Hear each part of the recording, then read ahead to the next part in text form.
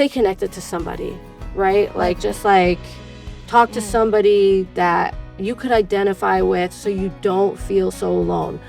You don't have to rush and get help like that day, but just like stay connected, because like I think that is like obviously the opposite of addiction, as they always say. But like just stay connected to somebody. Find people, find your supports. When you hear people say, if I can do it, like you could do it, then it's just so true, you know? I've met people that, I don't want to compare, I'm not comparing, but have even tougher stories than I do. And they do it every day. 100%. Yeah. It's just, it's so possible. Recovery is possible. Anybody can do it. And you just can't count anyone out.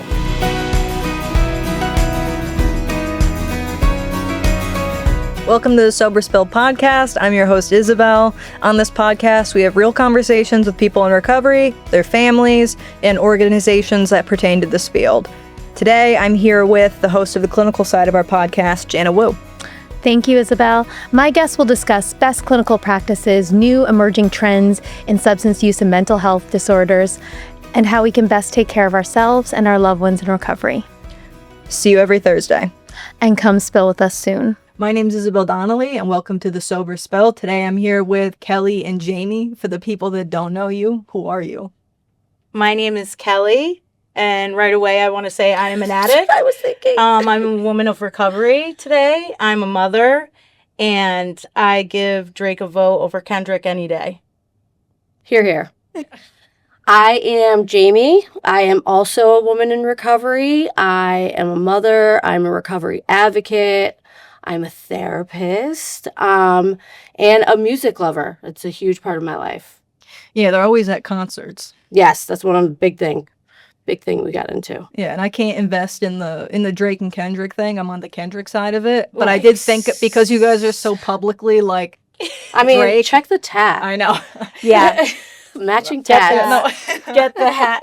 No, but anytime anything was going on, I would think about you guys. You and like Neha and Danny B. I would be like, where are they? This is who I DM all of my Drake reels to. Yeah. It's Jamie and Neha all the time. You got a group chat going. Oh, yeah. New album soon.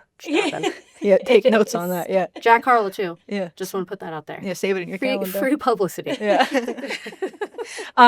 So I wanted to have you guys on because I think it's an interesting perspective of being sisters, being through this on both sides of it. And also I've known you forever. Jamie was my case manager when I was in rehab. So I used to lie to her a lot. Yeah. Yeah. And I was just like, I have no power over this. Yeah. But then eventually I was honest.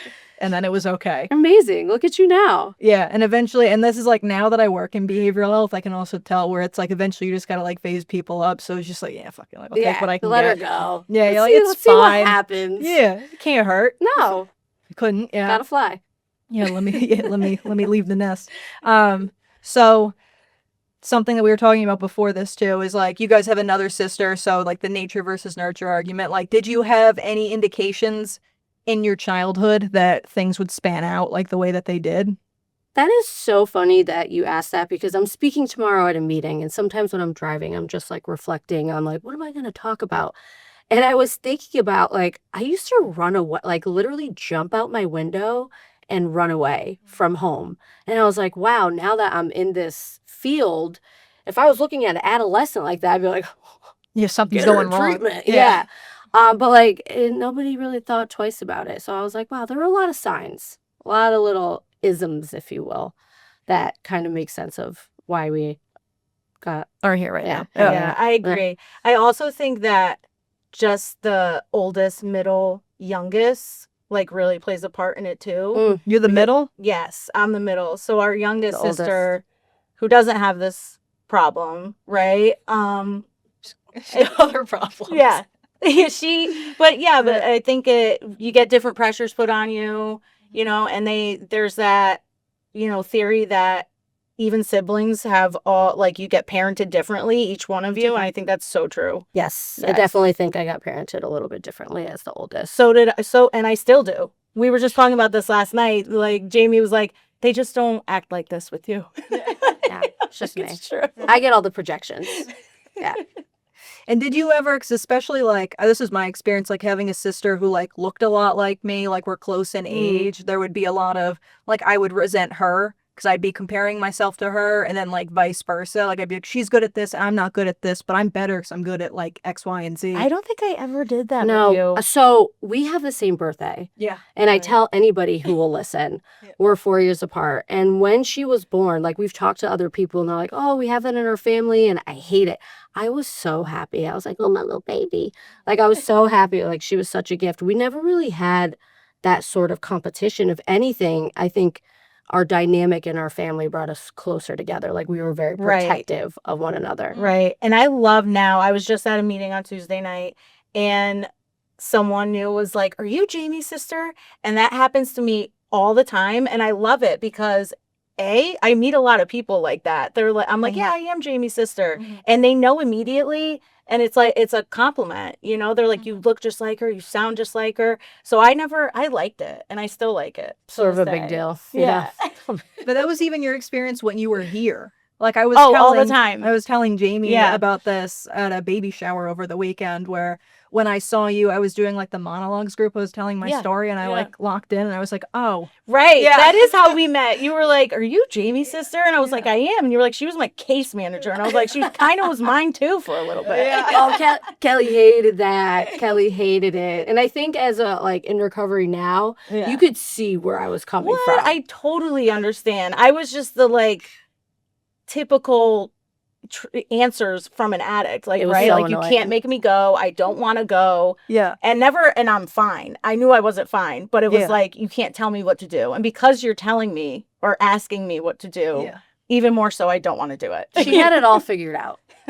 She had a plan. It's big for I some of would the use stuff that was that. going on. I before would you use got that. here. Don't worry. I have a plan. Yeah. What was the plan?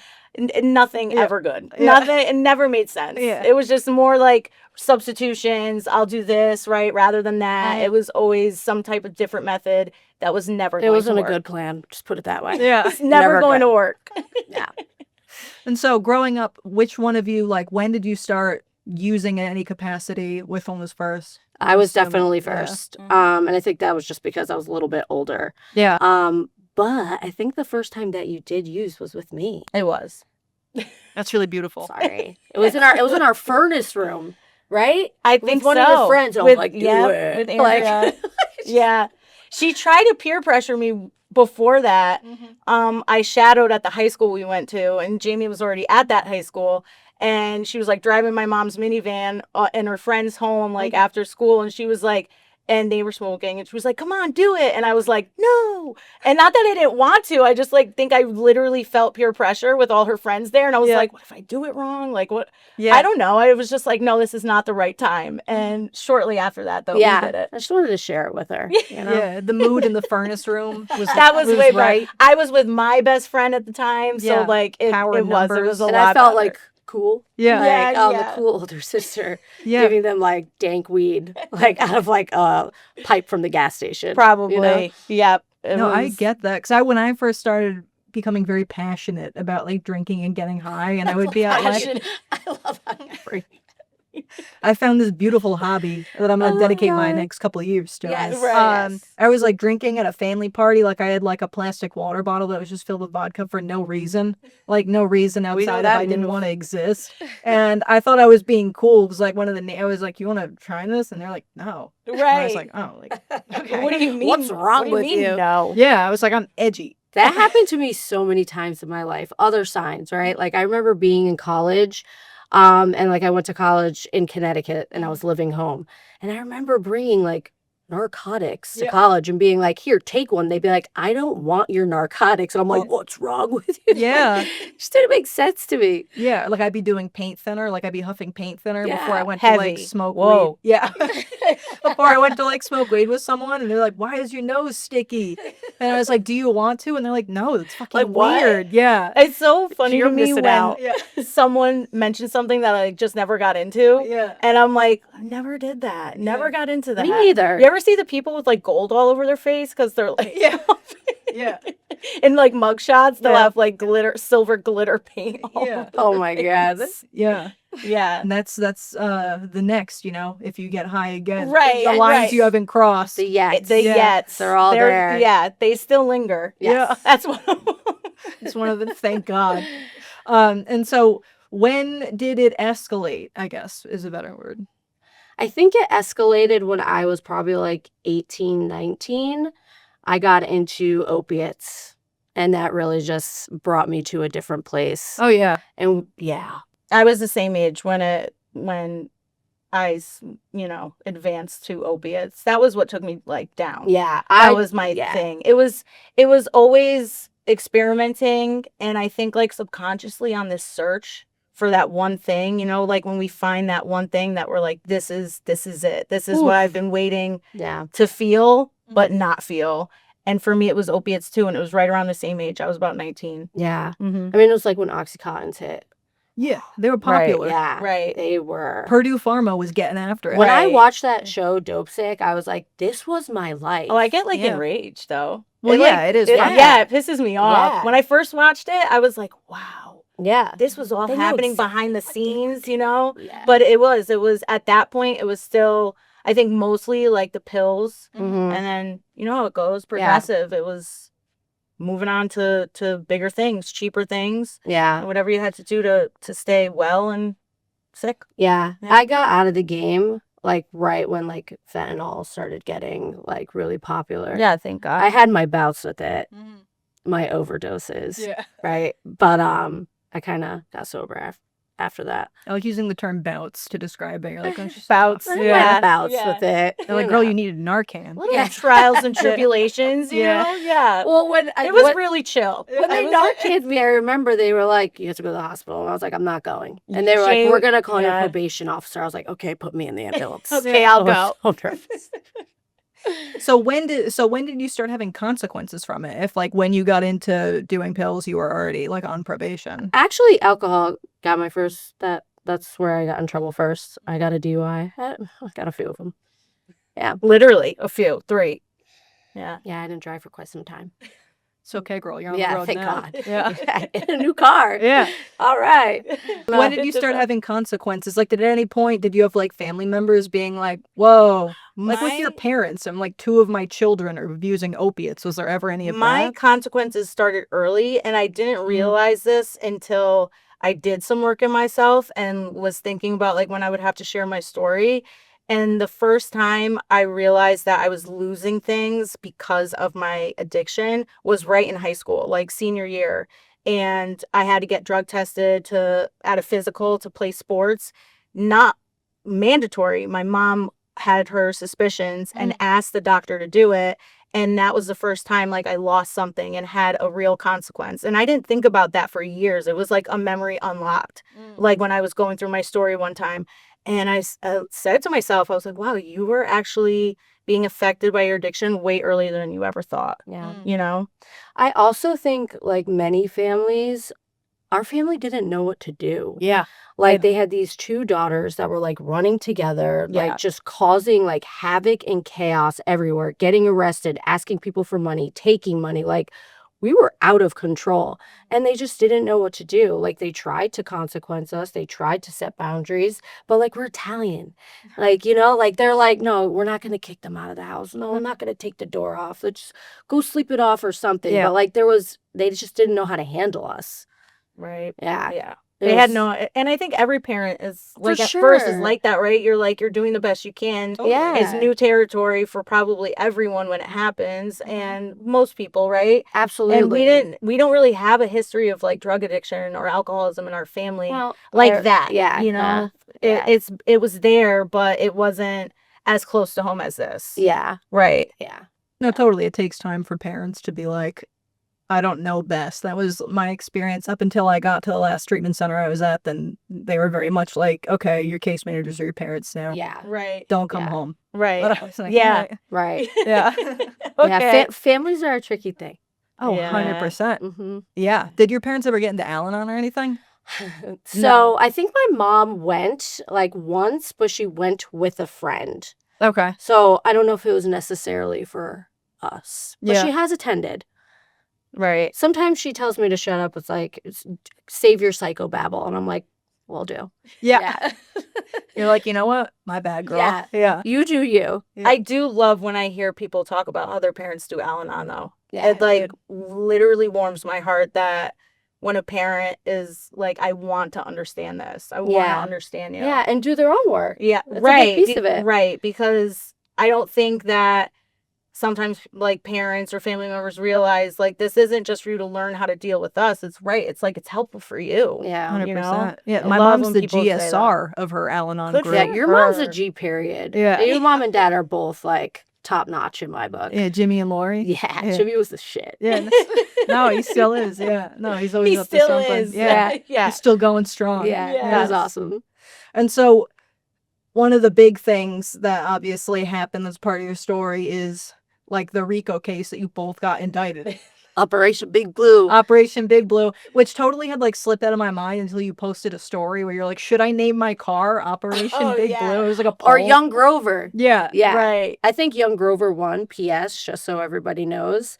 But yeah, that was You reminded me of the name of the case, like when we brought it up after a meeting one night. And Yeah. I was like, oh my God, I totally forgot it had a name. Well, and it that was- was the name of It was the so case. funny because when Yeah. I was a case manager, I remember somebody whispering and being like, Operation Big Blue. And I was like, God damn. Yeah. Because, you know, you do. And Yeah. here we are. So. At the time, though, definitely thought this was not cool. That's the terrible word to use. But No. like, Oh, I was some terrified. cred, Yeah. some cred. Like, this is just what happens. Like, Yeah. You're like, you when know, you're a like baller charge it like to the me. game. Like, Yeah. charge Yeah. it this is just what we are doing, and this Yeah. is the consequence. Because I had literally no concept of what was about to happen because of that. Yeah. Right. And then like the way it went down, it's like straight up like banging on the door. I'm taking you. My dad was like freaking out. Was like, you can't just take my daughter. And he's like, They sure They did. were like, actually, sir, we can't. They sure did. We're like, this is actually exactly what we do. We Yeah. come in and we take you and we arrest you. And it all happened so fast. I didn't know what was going on that day. Like, I remember them kicking in the door, me being like, oh my God, like screaming like a little bitch. And then they brought us to the police department, the local police department. I just saw people like trickling in. And I was like, what the hell is You're going like, on? what are you guys doing here? I had no idea Yeah. what was happening. I was terrified, but also it was so normalized. I was like, right. like I didn't think, oh my God, I could go to jail. I was like, yeah. We'll At spend a that couple months point, there. I had already been arrested a couple times. So it wasn't I mean, same. right. Yeah. It wasn't as shocking, but I also totally didn't understand what was happening. I didn't realize it was a federal case. I was just like, Yeah. we'll be home by dinner. Like, you know, we'll get bailed out. Yeah. Like, it'll all be good. Yeah. And they were like, you're not going anywhere. Yeah. And it was intense. Looking back on it, I'm like, wow, that really happened to Yeah. us. Yeah. You know? It was scary. Pietrosimone sisters v. United States. They really liked Yeah. that too. It That we were was, sisters. yeah. And that they really played on the all of us being Italian, being close to each other. Because like a few people in our case, like Yeah. we've known since we were kids, you Yeah. know? So they were like, oh, this is deeper than just like some kids selling drugs. Were they right trying to now. mafia it? Yes. Oh. Oh, yeah.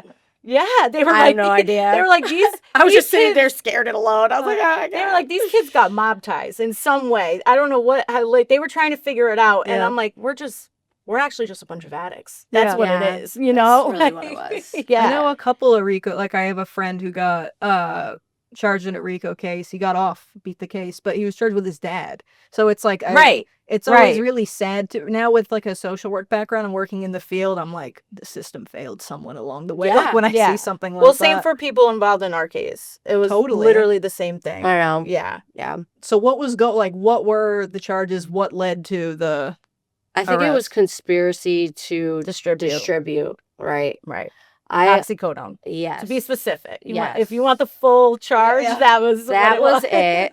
I mean, when I say it now, I'm like, now I feel more cool than I did then. No, back then I was like, this is great. Now I'm like, I hope people don't Google me. Yeah. Yeah. You know, Yeah, like now I but it's think kind of about that. cool because like that happened and then Right, we've progressed right. to like a different point. Yeah, Oh, right. totally. Yeah, Yeah. you've got It like does show the story. yeah, like Yeah. you're both parents, like you've got like a long background in the field, you're like super active in the program, like Right. you like built your way up from them, but it's Right. like a fun little footnote. Oh yeah. Like if you're doing like 2 truths and a lie, That could be like a good one to throw in there. That is actually really true. Maybe not at like a funny. corporate event, but like, Yes, definitely that. yeah. I was on probation for literally 7 years for that. Right. Jamie Yeah. was Like on I was a probation case forever. manager when I got off probation. I remember going down there from my job and getting the letter and being so excited.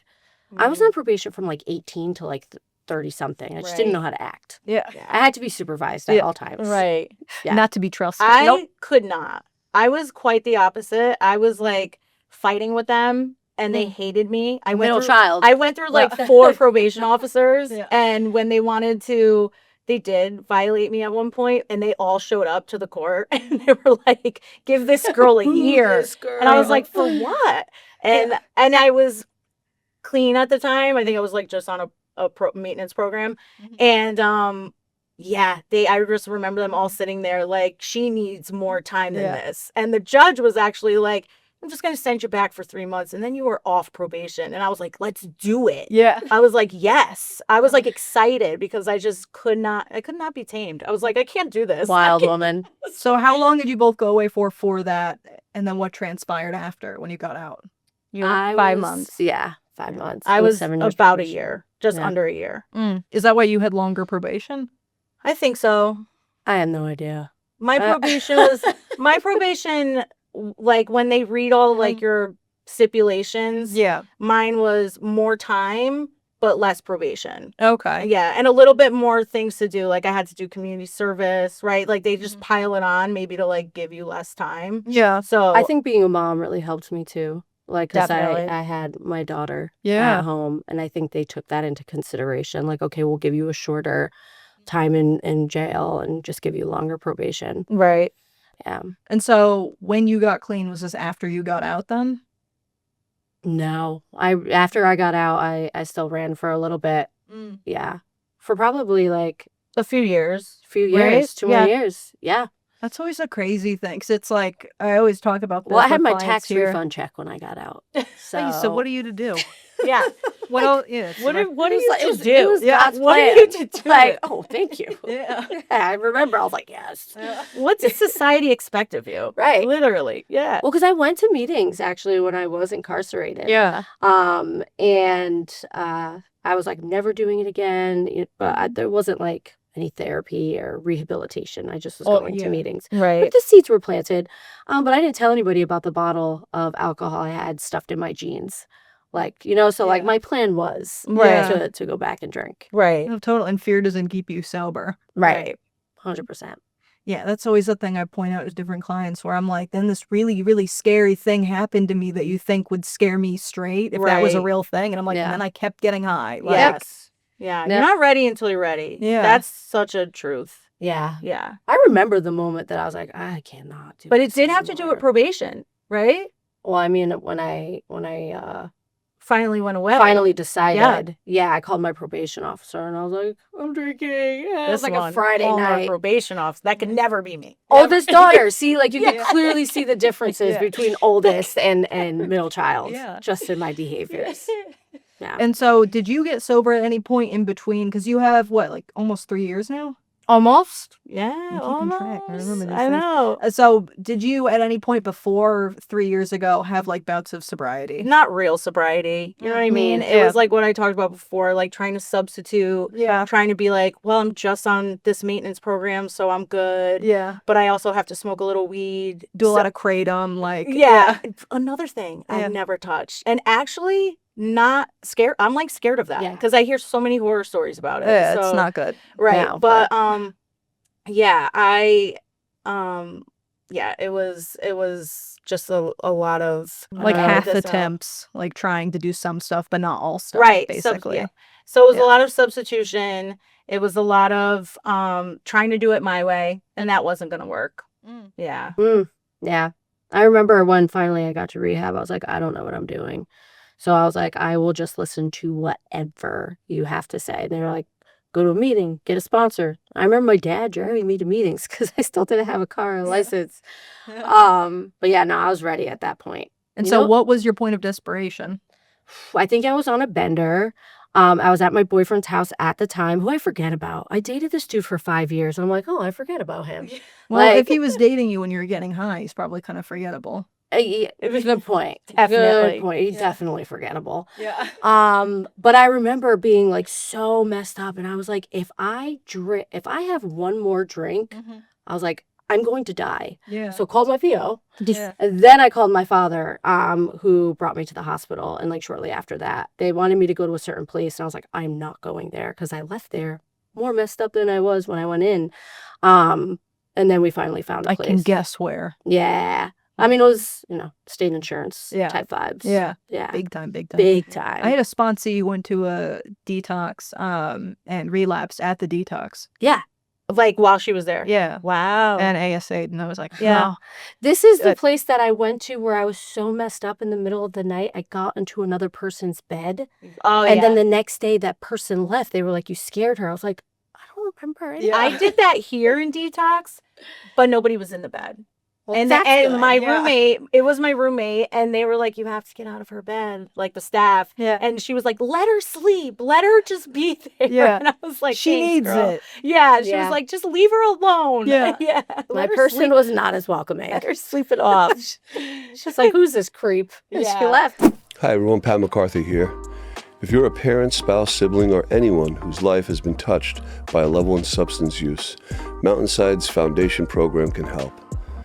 This virtual workshop provides personalized, therapist-led support, offering real tools to navigate your family's healing journey. Find out more at admissions@mountainside.com. And so was it weird for you at all, like as people who are like getting high together, like your sisters, you're getting high, you're getting indicted Right. together, family ties, Ride like, together, die together. always. Was it weird for you when Jamie got sober and you were still using?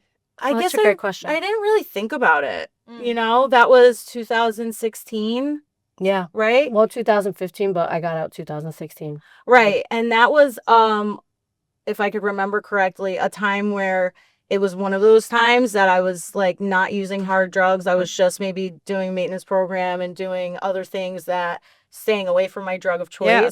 So in my mind, I was good too. Like I don't know if I would go as far to say I was sober, right? Like even then, but I was okay. And then, that changed shortly after that. So at the time I didn't really think about it. But when I look back, there was a couple moments later, closer to when I finally, did get sober, that I think it was right. I didn't understand it. It was probably a little bit of jealousy, but I didn't really call it that at the time. I was just mad at her sometimes. I would just be mad. And I didn't know why, because her life was thriving and mine wasn't. Yeah. Right. So it wasn't like I was looking at her like I'm so jealous of her. It was just like, Yeah. Well, You know, like- secondary emotion. Anger Right. is, yeah. right. Yeah. It was know. like, oh, you graduated. Yeah, I Oh, know. good for you. Oh, you're 5 years sober. Good things are happening Yeah. for Yeah. you. Yeah. You Yeah, know? keep it to yourself. Yeah. Yeah. It was more like, Yeah. stop celebrating yourself so much. You Yeah. know, it was Like, we right. get it. Yeah. It was some resentment, right? That's Yeah. what it was. It was a lot Totally. of resentment that at the time I didn't know what to call that. Yeah. I didn't know that what it was. Mm. Right. I didn't know what any of these words meant until I got into recovery. Of course. Yeah. Boundaries, resentment, Yeah. You learn how to Amends, pronounce. amends. You learn how to pronounce anonymity. anonymity. Yes. That's a tough one. It I'm is. getting a lot I of- never And I wanna love read- when I clearly say it, anonymity. I Yeah. never Yeah. want to I'm read like, I know traditions. how I'm to like, read. do not give me that. Yeah. Because it's in there a lot. Yeah. I was at a meeting, and this is when I was like maybe a year and a half sober. I had a boyfriend at the time, and he had to read the traditions. And I was like, if you can't say anonymity, it's over. And we were at Beyond, Yeah. like the Monday night meeting, and he was reading it, and he like messed it up, and he stopped reading, and he just looked at me like this, and like went back to reading. That's so that's funny. Yeah. I should have dumped him then. I stuck with it though. Tough. Yeah. You know, you live and you learn. Red Yes. flag. Red flag number Red one. flag right there. Number one. Yeah. If you don't read on a 6th grade level, Yeah. Yeah, You're out. yeah. Anonymity might be a higher level. Let's call it high school, at least. okay, Okay. sure. It's not an easy one all the time. No. I don't know. I was Yeah. a good reader, so I know. I always read above my grade. me too. And I was like, I'm gonna hold on to that. Right. Yeah. Yeah. I gotta straight. have something. I gotta Yeah. have You something. gotta have Yeah. That was like a big ego thing for me when I'd go to the elementary school library and I'd go to take out a book and they would make me read a page out loud to prove I could read it. And I was like, yeah, yeah. That's my flex. Yeah, it's like, don't you know who I am? Right. Yeah, it's so funny. Okay, and so how did you feel, like, vice versa, when you got sober, still seeing that, like, Kelly was getting high? I think it didn't really, like, hit me until it started getting really bad. Because, like she said, she was, like, managing, right? And were we living together? We were. That makes it... We were But, like, until, I feel like no, our lives were so separate, right? Yeah. because I did move out shortly after 2000. Like, I think it was 2017. Yeah. I moved into Lisa. That's right. Yeah. That's right. I was Yeah. like, wait, I don't remember seeing you a lot. Right. I was really scared towards the end. I honestly think that it was the boundaries that me and my other sister kind of held, and it might be, it might not be, but that's how I feel. Because, like, it was like that anxiety, right? Like, every call that I got, I was like, oh my God, is she okay?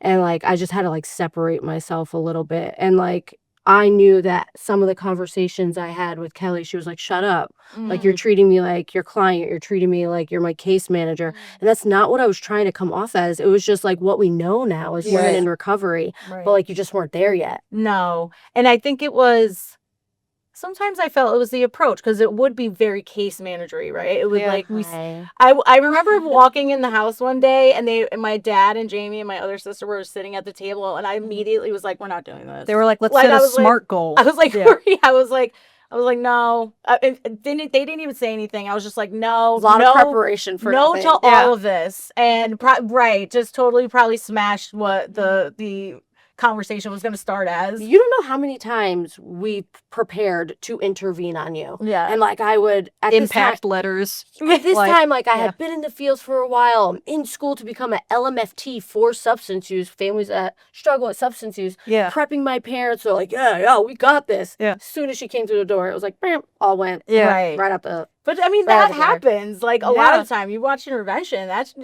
People walk in and they're like, "No." Yeah, we they can know what see that it on your is. face. Yeah. It's like, I know you're about to get serious on me, and tell me some truth, and I don't want to hear it. What was the conversation, though, where you finally, like, thank you for talking to me like that? I remember that one. You came in my room, and it was definitely around the time before I came here. Yeah. It was right around that, like, maybe a few weeks or a month before the most, maybe a month before. And we just had, like, a heart to heart. And I'll never forget. I remember you just saying to me, like, I know you don't want to live like this. And I get emotional because I was like, I don't. I don't think any addict or alcoholic wants to live the way that they're living in active use and drinking. It's just something that we know, right? You have to do it. Yeah. And it takes a lot of pain, and it takes a lot of those feelings of just like, I can't do this anymore, to finally want to stop. Yeah. And it wasn't, for me, it wasn't those external consequences anymore, right? Jail, rehabs, detoxes, getting arrested. It wasn't that. I was finally just in a place where I was just so broken and so sad and so miserable and lonely with such a great family around me. yeah. Really, people around me all the time, right? And I was just so lonely. And finally I was like, okay, I'm willing, right? Like, that was that first glimpse of like, I'm willing to do this. And Then you got here. And then I became unwilling. Very not that quickly. I was like on the 6th day of a 7-day That's detox. pretty quickly. And but like I was almost there through detox, and I was like, you know what? Today I'm gonna leave. Like, it wasn't like the first day, the second day. It was like I spent the whole week in this detox, and now I'm gonna go. Yeah. But Yeah, me I and remember Dr. that. Kelly, I've decided that I'm cured. Yeah. So I was on my phone and I saw that she was active on Instagram, and I was like, what is happening? So I call her and I'm like, what are you doing? And she was like, oh, I left. And I was like, what? Yeah. And did I pick up the phone for you? Yes, you picked up the phone and you told me that Don't you remember left. that. I was heated. No, I bet. I was like, I do done. remember sending the text to like the family group chat that was like, don't worry, I have a plan. And to which Jamie replied, yep, you got it all figured out. And I was like, ouch. I know what that means. You know? Yeah. But thank God I made it back. Yeah, thank God. Thank God. Thank God they took you back. That's what I was just about to say. I was allowed back, and I made it back. But also still on my terms. Like, it's so crazy to look back at that time, because even then they were, they were like, come back right now. You can Yeah. come back right now. And I was like, well, I can't come back now. Yeah, I've got No. plans. Yeah, I'm already in New Big Haven, plans. dude. Yeah. I'm already in New Haven. The calls have been made. I'm on the green. Yeah. Yeah. I can't I was come back. watching her like bop around. Are you too. over location? Somehow my sister, my other This is sister, never truly figure had her codependent. on Yeah. Snapchat. I'll And never so we figure were that watching her just navigate the streets of New Yeah. Haven, and I was like, it's a wrap for the night. Like, just let it breathe. Yeah. Yeah. Got really manipulative on the phone with my mom because she was like talking to Mountainside, right? And she was like, I could pick you up, I could drop you off tonight. And I was like, I've had such an emotionally draining day. Absolutely not. Like, what? You're emotionally drained, you know? Yeah. But that's, that's what we do. We convince Selfish. ourselves, Self-centered. right? Self-centered. We convince ourselves that like, it's my world. This is how these are, my problems, not your problems. Yeah. But why am I not, if me not going back affecting you? Totally. And it was like, everybody was like devastated. Yeah. Right. And then they were like, we were so close. Yeah. but I did make it back. And I'm so grateful I did. Thank And I God. saw Jamie like a week into being back here. I remember that. You're Yeah. coming through on like a tour or Yeah, something, right? it was As a actually, as a professional. it was Yeah. actually really powerful Yeah. and needed for me. Yeah. I needed that moment. And so when you came back, what was different, I guess? Like, did you have the urge to abscond once again? No, I think honestly, seeing Jamie that day, I think I was just so not even paying attention. Like, I'm back here. Okay, this is just what I'm doing. Yeah. And then I think I knew Jamie was somebody, probably the top person in my life that was like, I believe you can do this. I'm going to cry because I think that little bit of hope and that little bit of belief from her, like, I felt it. And I was like, I can do this. Like, that was the first time in my life in active addiction and just like, navigating my disease that I think I believed in myself. Yeah. And I was like, you're capable. You can do this. Right. And I just started listening and I felt surrender finally. And like, it wasn't maybe that exact moment, but it happened. Right. The longer I stayed here and the longer I was listening and becoming a little more willing every day, those guards came down, and things just opened up. Things were like clearer and brighter for the first time in a really long time, brighter. I could see a future because I knew if I stay sober, if I stay clean and sober, so much is possible. Like, look at Jamie's life. Right? I can She do matched this. her sweater to her socks. Thank you for Someone on acknowledging drugs that. would not be able to do that. Absolutely No. not. Yeah. No. Yeah, and there's no holes in these socks today. That's big. You know what I mean? so like That's big. they say like attraction over promotion. She never had to tell me like, oh, come here. Like, she would invite me, right? But Yeah. seeing her life and seeing it improve, Yeah. that was the real proof. Yeah. Right. And I knew a ton of people that were in recovery. But it's different when it's like somebody I know what we've been through together. I know what she's been through. She knows what I've been through. We, like you said, we ran together. We were in it together. We got freaking federally indicted together. So like seeing somebody that was at a really low point and is so close to you, like, succeed. And it started with like just getting clean and sober. I was like, okay, all right, Yeah. we can do this. Yeah. I can do this, but more so we can do this. I needed people to help me. Yeah. Yeah. Were you scared when she first got out? No, I wasn't. I think there was like moments maybe after where like something would pop up, but Kelly was like so immersed in the program. I was like, she got her people, and I was also like, what am I going to do? Right? Like, if she went back to it, like, that would be her choice. That's also that in itself is a good promotion for AA too, because that's like a lot of that is the powerlessness and the accepting the things I can't change. But it's like, Yeah. I can't stop her from using, so like, Right. I'm not going to blow up my Right. life over it. Right. Right. I was making different decisions. Like, that was the first time I ever considered going to a sober house. It was the first time I was like really into caring about what happened after just treatment. That's Yeah. a good point. know, The it time I was. succeeded is when I actually followed the continuing care plan. Yes. and like did what they told me to do. I remember 100%. Yeah. I remember going into continuing care, Yeah. and most of those meetings don't always go great. Like, people would come back from a continuing care Yeah. meeting and be like pissed and mad. Yeah. And I walked in there, and I remember I told Allegra, I was like, I have a plan, and this time it's a good plan. And she was like, tell me what you want to do. Yeah. And I was like, I need a sober house, I need IOP, gorgeous. I need Yeah. therapy. And she was like, this is actually not bad. Yeah. Okay, Yeah. we can do this. I can handle that for you. And Uh-huh. I'm like, all right, let's do it. Yeah. It was the first time I had a plan that was decent. Well, yeah, most people, when they have a plan, it doesn't involve sober living. And you're definitely, Casey who's filming this, he used to work in continuing care. Mhm. You can't see, he's having full body shakes right now. Yeah.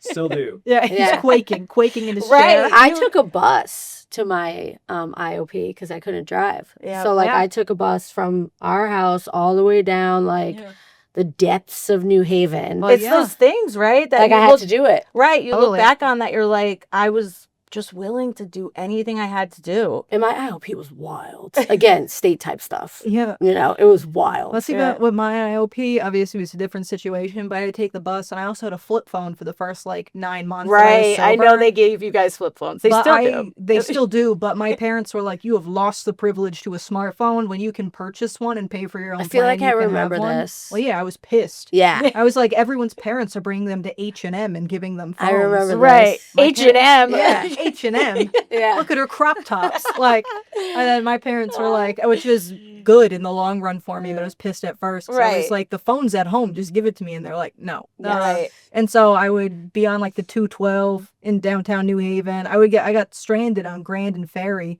and I had to call Oh, my case it's right near- manager. Right near us. That's Yeah. our stomping ground. I should have stopped by. Yeah. But Yeah. I know. Yeah, I don't know. I had to call my case manager to come pick me up because I was like, I can't check the bus schedule. I got my My flip phone. Yeah, I was right. like, No Megan, I'm capability. scared. Someone Yeah. just tried to get me in their car. Yeah. Yeah. They do that on Grand and Ferry. They Yeah. sure do. Yeah. Yeah. Got to be careful. Yeah, I was just sitting at that gas station with my backpack, like, Megan, help. Come get me. Oh, that's Send the funny. Suburban, man. And we feel so comfortable in that area. So comfortable. We just like so walk down the street. So Hey. comfortable. yeah, going to McDonald's. Like, I Yeah. frequented it often. I bet. Right. Yes. I bet. And I Yeah. would put my kid on the bus and we'd go together. That's Would you? Yeah. Would you? That's so funny. I didn't know that. It's a group trip. Yeah. Right. Had to do something. Yeah, a little field trip. Come on, we're going down to Ferry Street. And so you're a mom now. Were you Yes. scared as shit when that? Because anytime I know someone in early recovery or like within their first year and they're like, I'm getting into a relationship or they're making like a big life choice in Right. some way, like, was that scary? It was For both of scary. you? It was scary for me. Of course. Maybe scary though. The fear was like very little compared to just trusting that that was what was supposed to happen when it was supposed to I happen. was confused. I was That- just like everybody what? was. Yeah. I was like, Everybody what's happening was. here? Yeah. I listened to the rules, the suggestion that was given. I did not get into a relationship.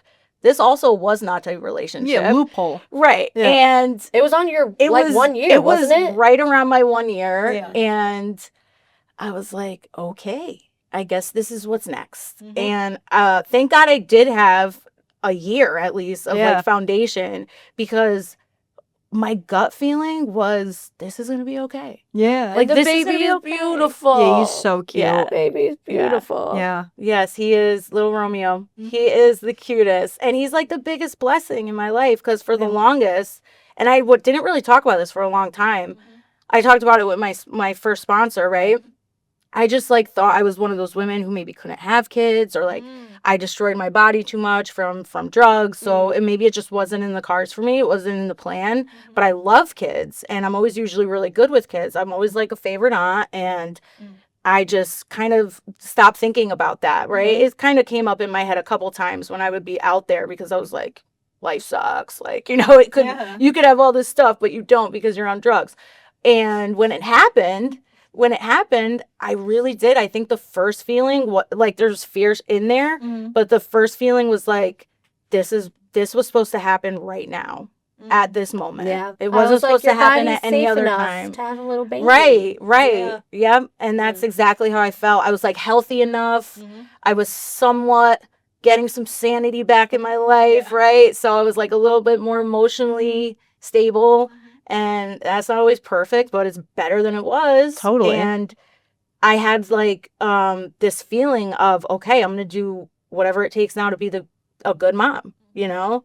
I'm going to get my own apartment. And that was in the plan anyway, but that kind of just like pushed it a little bit more, because my big thing is I need a safe environment for myself. Yeah. But now that I'm bringing this child in the world, I need like a calm, safe environment for him. This And- deeply Italian little baby. Right. Yeah. And like it's so Yeah. different because from how we grew up in like, right, just a house like 3 girls running around, our family is big, and a lot of the time it's just me and him, and it's like quiet and it's calm and it's peaceful, and I'm like, he's so lucky. I'm like, this place is that's so that's lucky. literally my favorite thing about my home. Right. Like, I moved in with my fiance, obviously my daughter who's now 18.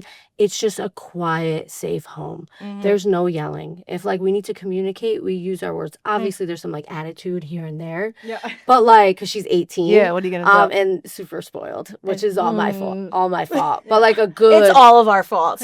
We got to take some accountability there too. It's all of our but fault. like she's a good kid, and Yeah. it's just a safe home. Yes. Like I feel like warm and comforted, and like I'm looking forward to going back there at the end of my day, Right. which is so important because I think it was just a lot different when we were growing up. Right. I think we just have a lot more access to things too that like helps us like view things differently. We're a little bit Totally. more open-minded. Right. Because Um, even now, right, there's still some of those like family dynamics that now that I'm sober and can think clearly, that I'm like, okay, I see it. And it's just like with me and Jamie having done work on ourselves and having some self-awareness, right, and seeing that for what it is, it's like we still go through it, but now I have like a better way to like handle things and to take care of me while not worrying about taking care of other people and their feelings. Yeah. I'm number one always. Right. And I Seriously. feel like we have to be. I feel like in Yeah, you're recovery, supposed to be, you have to be. You have to put yourself first, because I cannot do anything for anyone else or even, you know, for myself if I'm not loving me the most and number one. You can't pour into anyone else's cup Right. if your pitcher isn't full. Right. One Right. thing that my sponsor now said to me when I first asked her to be my sponsor, she was like, recovery is obviously important. It's number one, right? She was like, but your son is like right there. Yeah. You know, she's like, he's right underneath that. So, Yeah. because she wanted to be really clear on like, I don't expect you to like, you know, disregard obligations and just be so You into do the neglect. program that that Yeah. you're neglecting your responsibilities. And I love that Yeah. she said that. She was like, your recovery has to come first, but he's like right there. And you I'm just thinking about his head of hair right now as she's talking. yeah. And it's Full head of hair. deeply Italian child. Deeply Right. Italian. Did you see his passport picture? I'm gonna have to show you it after. He looks like I he's have it off in my the boat. I have it in my wallet, and I had to like hold him up like this, and he just looks right off the boat. Plus yeah. his name's Romeo. Right. Romeo. Yeah. And when I right. introduce him to anybody I meet, like I'm like, you want to see a picture of my nephew? And I'm like, his name is Romeo. Yeah. Like I always say it like some Italian way. The women love it. So I feel like I did him a huge favor. And sometimes I'll get good reactions from guys, but guys more so will be like, Romeo. Like when you say John. Right. Yeah. It's like not they're like Romeo, and I'm like, don't be jealous already of this baby. He's got the dopest name. And Yeah. it just goes together well. Yeah, sorry your name's Glenn. Yeah. Like, yeah. Tough. Right. Yeah. But it's such a blessing. It Yeah. is. Yeah. I'm so happy that this happened when it did. That's for sure. Light of our Right, 'cause lives. I can never say what I would have done if this ever happened while I was active. Yeah. You know what I mean? A lot of bad could have happened from that, and I'm just glad it didn't. Yeah. I mean, I was 22 when I Right. found out I was pregnant, Right. and I was not sober. It was like Reba style. Yeah. Single mom. Yeah. Working America's sweetheart. Single mom who works two Yeah. jobs. Yeah, that's beautiful. That was. Well, I don't know if that was me, 22, but definitely 31. Yeah. Yeah, when I got sober. Yeah. All right, guys. Well, thank you so much for coming on. It's always a delight talking to both of you. Thank you. Thank for you. having us. I know. Thank you. Yeah, sweet. Now that we gotta get Allie in here next time. Oh, We that should would be such a treat. We could do a whole group pod. Yeah. Yeah, she was supposed to come. She's Yeah. on her journey. She said she's doing a life coach Yep, certification. yeah. I was like, why? They don't She's like, stop. I'm busy. Yeah. Yeah. Why? Yeah. Why are you doing? Because they don't stop. I know that's what she was saying. Right. Yeah. If I Like stop, Jamie's I the won't same start. way. And like I have goals, but I'm also like, all right. Yeah. I need some chill time. Yes, 100%. Which just means I need a little bit more therapy. Yeah. That's all that means. The eldest daughter. The eldest daughter. How did you address being in recovery with Shay, especially going to jail like during, like while she was around and Yeah. present and able to conceptualize that you weren't there? Sweet baby girl. She remembers. She presented her college essay to me, and there were definitely moments that kind of like, ugh. That's what my sister's was like for me Oh too. my yeah. God. I was reading it and it was so beautifully written, but I Yeah. was like, wow, like you kind of like see how Mm-hmm. just like my situation impacted her differently. Now we're like super, super close, very open dialogue, have conversations with her. I just educate her, right? Like I'm not going to tell her what to do. I'm not going to scare her. I think when she was little, I used to be like, if you smoke weed, I'm going to send you away. But like, ha ha ha. Yeah. But like now that it's actually like a reality, right? Like she's Yeah. going to senior parties and things of that nature. It's like, never leave your drink. Like what? Yeah, safety Abso- stuff. Yeah, safety stuff. Just a lot of Right. psychoeducation. She's very aware of my shortcomings and my struggles with substances. She's very aware of other families members struggle with substances. What I think is really cool is that she could see a person in recovery and then like a person who chooses like not to work a program and they still drink. And she could kind of see the differences and like communication, emotional regulation, having real conversations, showing up. Like she can see the differences, and she's 18 now. She knows what's up, and she's in therapy, which is awesome. And I think it's great you were saying doing psychoeducation and like safety stuff, because obviously if you are so hardcore, like don't smoke weed or you'll die, it creates shame. Oh, yeah, right. she Right. hates weed. She hates it. She sure Brave. does. Yeah, she wants nothing to do with it. Yeah. I still kind of like the smell. You said, Yeah. homie. We love it. Yeah, we like the smell. Yeah, Love the smell. yeah. Yeah. And if either of you had any advice for anybody that's struggling with maybe getting sober, with going through it, do you have any advice? I know that's like a broad question. Such a broad question. I know. My first thing always goes to like stay connected to somebody, right? Like just like talk to somebody that you could identify with so you don't feel so alone. You don't have to rush and get help like that day, but just like stay connected, because like I think that is like obviously the opposite of addiction, as they always say. But like just stay connected to somebody. Find people, find your supports. Right. That's good. I think if they were trying, if they're struggling to get sober, yeah, it's tough, because I was that person for a really long time. And I think it's just like you got to give yourself some grace. You can't beat yourself up. But I think that's huge. I think finding at least one person that you can talk to, even if you're not ready, I think that's really helpful. I think that's huge. And then hopefully, right, that hope and that willingness comes in. And if they are somewhere working some type of program or like involved in something, I think it's also important to just find something. For me personally, it's tough to just think about white knuckling it and not having some type of support. And there's so many avenues. That's my biggest thing that I like to say when I go to like bring a meeting to a treatment center. I don't care what support group you go to. Just find something. You don't particularly have to do the program I'm here to speak about, right? But just get into something, anything, and just stick around, right? Even if you don't jump in it, just stay. Yeah. You know? Yeah, I'm a big don't quit before the miracle happens Mhm. person. I had an evil corporation tell me one time it's like, don't give up on the you might be in a year, because like Isabel in a year might like be gainfully employed, like she might be in a relationship, I she might love have that. like it's really Yeah. and Like it's don't make plans for someone you haven't met yet. yeah, Like, I you can't don't know take what that you're gonna be. opportunity away from her. I can't take that choice from her. And Right. so you gotta keep Annoying doing at the it. time, but helpful now, right? Right. Yeah. Oh yeah. At the time I was like, shut up. I hate myself. Yeah. I hate her too. Yeah. It's like, yeah. She probably sucks. And then figuring it out. Nope. Yeah. Yeah, it's tough. It's not easy, but once it's so worth it.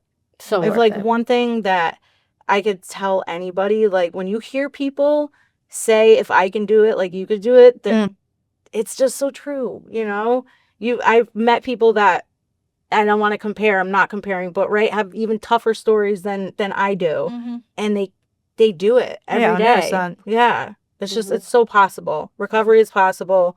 Anybody can do it. And you just can't count anyone out. No. If there are any parents that are listening that are having a hard time now that you both are parents, obviously, I hope to God Romeo's not getting high. Wait, didn't we joke about that? Like, yeah, I was like, they get younger and younger every year when you brought them in. Yeah. But what would you tell a parent that was struggling, like having a kid that was using, after seeing what your parents went through with you? One, I would say it's not your fault.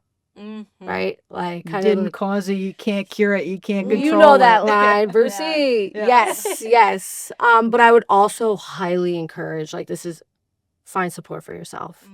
Like, you're going to need it just as much as your loved one that's struggling, right? And the more you heal, the higher hopes that they will. And even if they don't and they like fail and struggle, you're still going to be okay because you have your own supports. So like that's find support for yourself. 100%. Yeah. As a new mom too, and just new parents, like in general in recovery, I feel like the most important thing is that I had to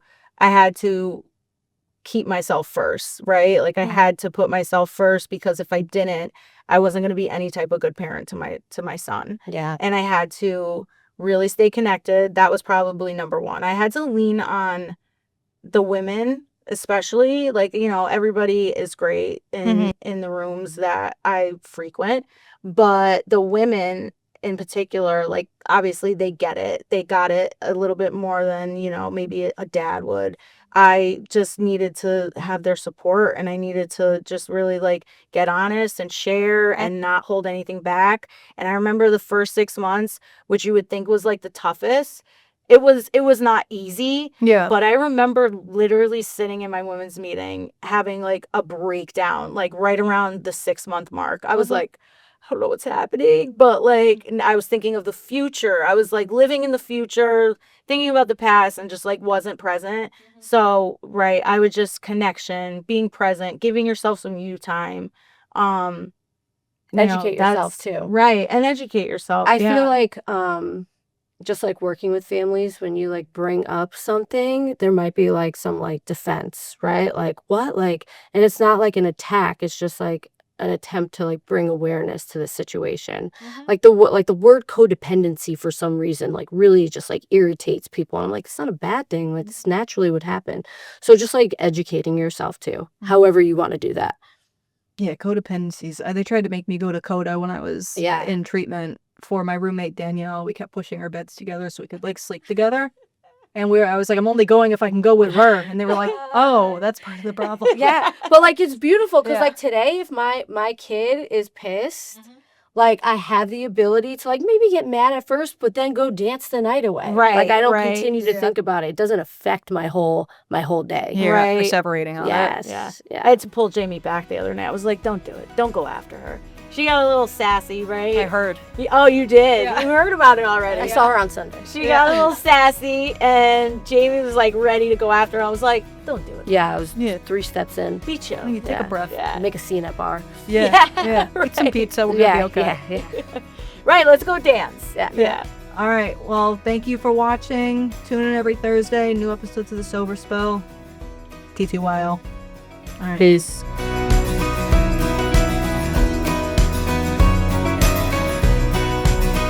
If you or a loved one is struggling with addiction, Mountainside can help. Call 860-365-6764 to speak with our caring treatment team.